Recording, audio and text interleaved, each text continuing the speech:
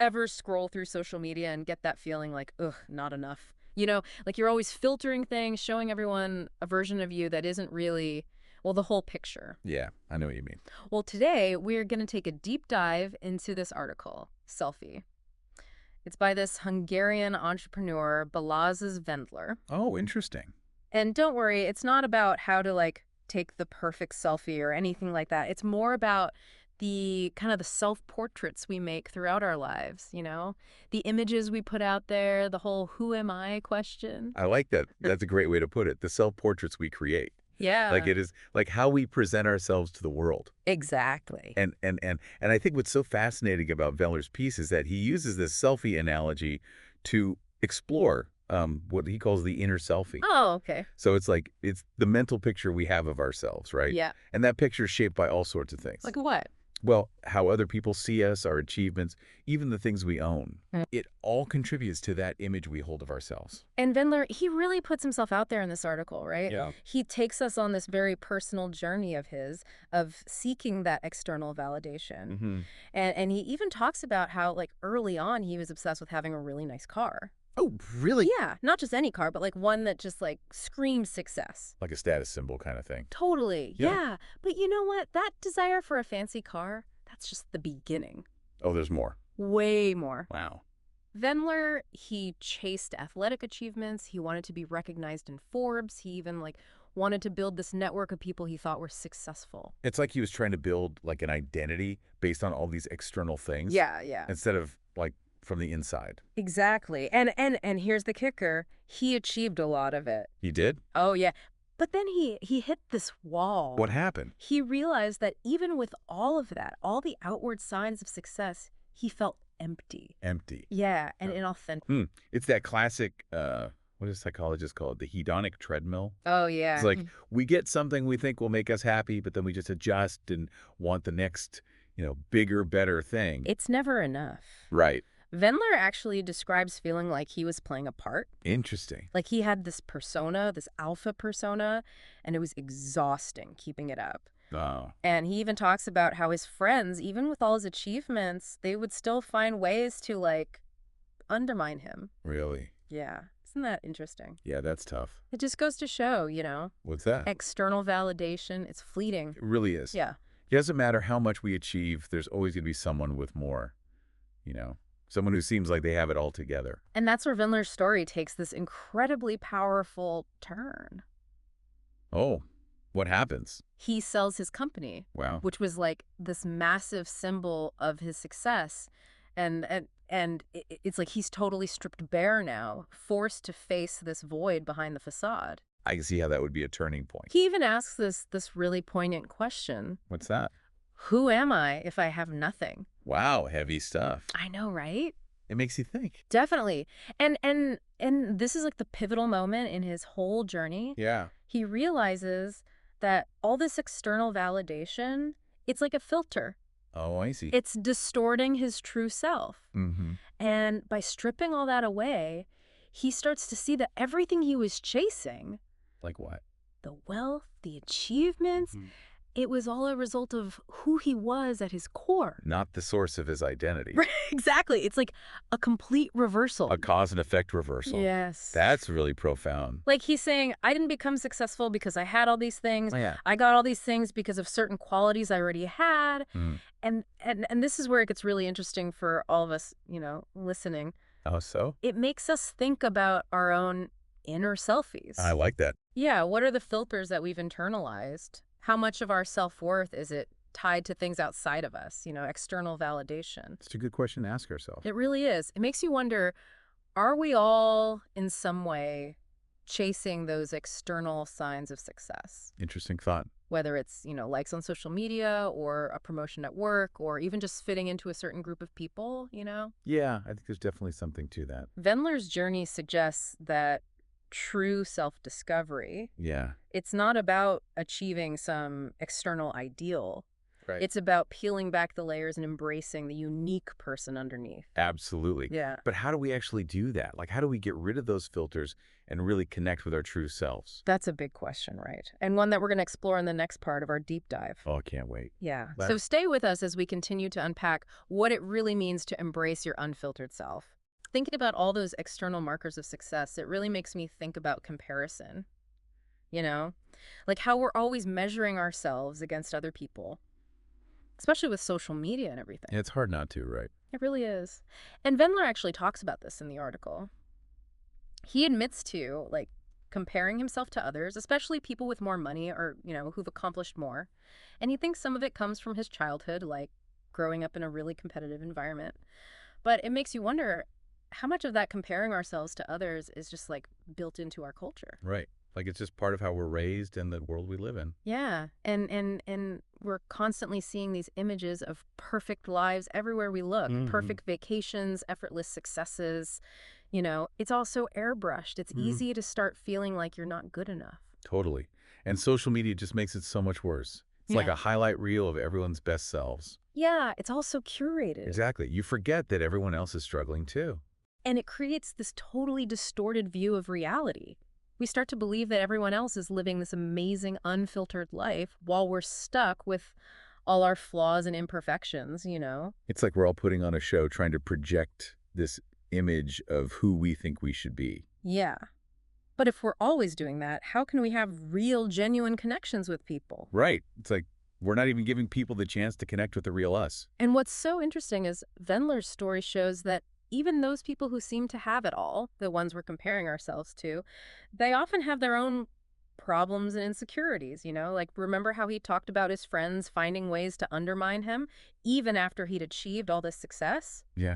It just goes to show that external validation, it never really satisfies. Never enough. Right? There's always going to be another goal, another achievement, another person to compare ourselves to. So how do we escape that cycle of comparison and like needing external validation? Wendler seems to say it starts with a shift in perspective. What do you mean? Well, realizing that we already have worth just for being us. It's not about what we achieve or what we have. Right. It's not contingent on anything outside of us. Exactly. And that's what he means by a cause and effect reversal. Oh, right. He realized that all those things he was chasing, Like what? the wealth, the achievements, the recognition, they were all just byproducts of who he was already at his core. Not the things that gave him his identities. It's like peeling back all those layers of like societal expectations and conditioning Yeah. to find the real you underneath. That sounds great, but I feel like it's easier said than done, you know? For sure. But how do we actually put this into practice in our daily lives? Well, I think the first step is just becoming aware of the filters we're using. Okay, how do we do that? Well, think about it. Yeah. What are those external markers of success that you're chasing, whether consciously or unconsciously? Hmm. And what about the expectations you've internalized from your family, from society, from social media? Mm. Once you start to identify those filters, Yeah. you can start to question them. Like, are they really serving you? Are they helping you live a genuine, authentic life? Or are they actually holding you back? It's like taking stock of your own values and beliefs. Exactly. Like, why do you feel like you need the newest phone or a certain number of likes on a post? Are those really your own desires? Or are they driven by a need for external validation? Wow. Yeah.